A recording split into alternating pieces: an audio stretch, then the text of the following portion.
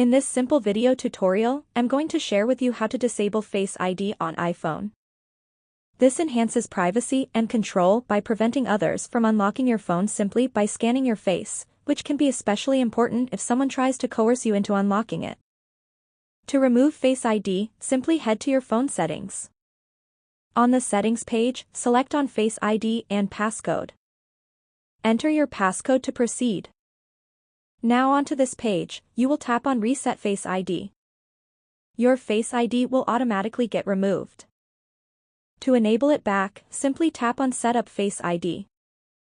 In public or untrusted environments, relying on a passcode instead of Face ID reduces the chance of accidental or unauthorized access, helping you maintain control over your device and data. Well, that's how easy it is to remove Face ID on iPhone. If you have any questions, just let me know in the comments section down below. Please don't forget to leave a like, share and subscribe for more video tutorials like this one.